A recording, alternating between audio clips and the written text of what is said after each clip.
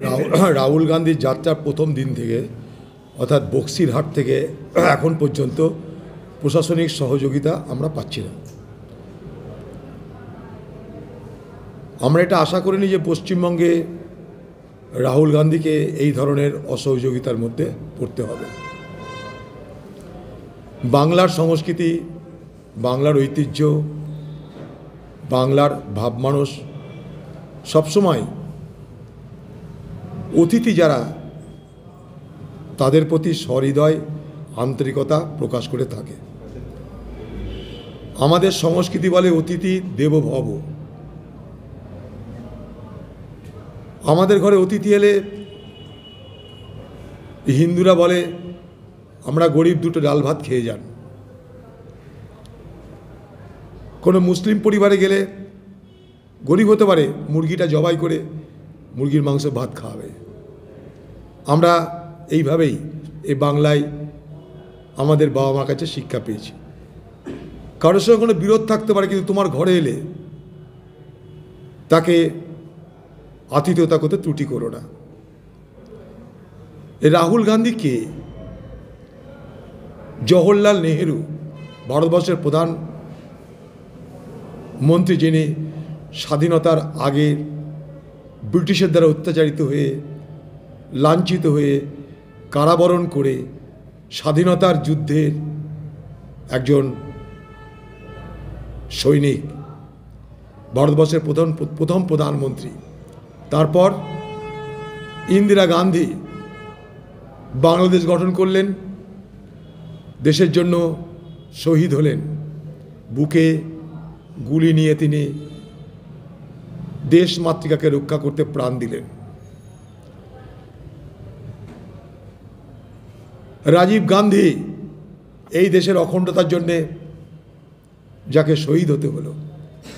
সোনিয়া গান্ধী ভারতবর্ষের প্রধানমন্ত্রীত্বের পদ ত্যাগ করে যিনি বলতে চেয়েছিলেন আমার অন্তরের অন্তরাত্মা বলছে আমি নয়, অন্য কেউ ভারতবর্ষের প্রধানমন্ত্রী হোক। তাঁর ছেলে রাহুল গান্ধী ভারতবর্ষের পার্লামেন্টে বিজেপির বিরুদ্ধে কথা বলার জন্য যাকে সদস্যপদ খোয়াতে হয়েছিল। শুধু সদস্যপদ নয়, সদস্যপদ ফিরে পাওয়ার পরও আজও তিনি যে জায়গায় থাকতে চাইছেন, যেটা তার প্রাপ্য, সেই থাকার জায়গাটা তাকে দেওয়া হচ্ছে না। এই নিয়ে আমরা দিল্লিতে বহুবার প্রতিবাদ করেছি।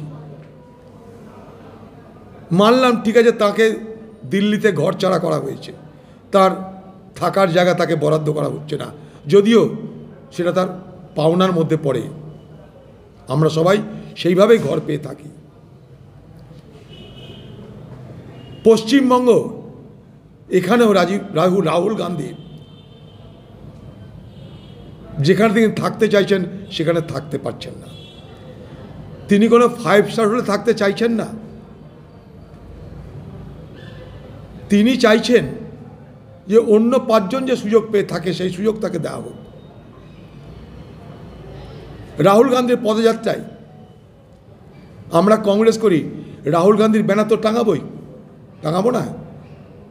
সেটাকে ছিঁড়ে দিতে হবে, খুলে নিতে হবে, কেড়ে নিতে হবে, লুট করে নিতে হবে।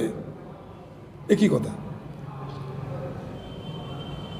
নেতারা যাবে কোনো রাজ্যে, সেখানে বক্তৃতা দেবে না। নেতাদের কাজ কি? বক্তৃতা দেওয়া। রাহুল গান্ধীকে সেই বক্তব্য রাখার সুযোগ দেওয়া হচ্ছে না, নানা আইনের ছলনায়। আমি পুলিশের সঙ্গে কথা বললাম শিলিগুড়িতে।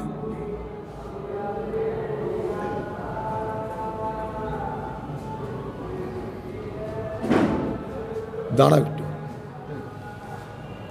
আমরা পুলিশের সঙ্গে আমি নিজে কথা বলেছি শিলিগুড়িতে। সেখানকার আইজি, সে বলল পরে বলছি, একটু জিজ্ঞেস করে নিই, ওপর থেকে একটু পারমিশন নিতে হবে, আপনাকে পরে আমি ফোন করে জানাবো। সে সময় আর তার হয়নি। রাহুল গান্ধীর জন্য সভা সেখানে করতে দেওয়া হলো না। মল্লিকার্জুন খাড়গে সেখানে সভা করার কথা ছিল। সভাটা চেয়েছিলাম মল্লিকার্জুন খাড়গের জন্য। যে মল্লিকার্জুন খাড়গেকে বাংলার মুখ্যমন্ত্রী, প্রধানমন্ত্রী রূপে দেখতে চান, সেই বাংলায় মল্লিকার্জুন খাড়গে রাহুল গান্ধীদের বক্তব্য রাখার অনুমতি দেওয়া হয় না। একই রকমভাবে পোস্টার ছেঁড়া, ব্যানার খুলে নেওয়া, রাহুল গান্ধী কোনো ছবি টাঙিয়েছে তার সামনে সরকারি দলের বড় বড় পতাকা ফেস্টুন টাঙানোর মধ্যে কোনো রাজনৈতিক শিষ্টাচার আছে বলে আমি মনে করি না। রাহুল গান্ধী মালদায় আসবে, সরকারি ভবন, ভবন মানে থাকার জায়গা নাই, জাস্ট দুপুরে খাবার জন্য একটা জায়গা চেয়েছিলাম, শেষ দপ্তরে দেওয়া হবে না। মাঠ ঘাট খুঁজে তার জন্য একটা জায়গা করেছি, সেখানে তাকে দুপুরে খাওয়াতে তো হবে আমাদের। আসছি মুর্শিদাবাদে, এখানকার স্টেডিয়াম সবাইকে দেওয়া হয়, রাহুল গান্ধীর জন্য দেওয়া হবে না, কি নাকি অনেক রকমের নিয়মকানুন আছে। এফইউসির মাঠ চাইলাম আমরা, দেওয়া যেতে পারে, কিন্তু চারদিকে ঘেরা, ঢুকবে কোথায়? গাড়ি ঢুকবে কী করে? প্রশাসন বলছে ভেঙে নিন, আবার পাঁচিল তৈরি করে দেবেন। তাতে চিঠি করুন, পরে আমরা দেখছি। স্টেডিয়াম দেওয়ার জন্য আজ না কাল, কাল না পরশু এখানকার জেলা শাসক বলছে আমি এখন হোল্ড করে রেখেছি, পারমিশন দিইনি, একটু উপরে জিজ্ঞেস করতে হবে। এই উপরে জিজ্ঞেস করার ব্যাপারটা কি আজও আমাদের কাছে ধোঁয়াশা। আর উপরে জিজ্ঞেস করার নামে একটার পর একটা জায়গা, যেটা সরকারি জায়গা, যে কেউ ব্যবহার করতে পারে।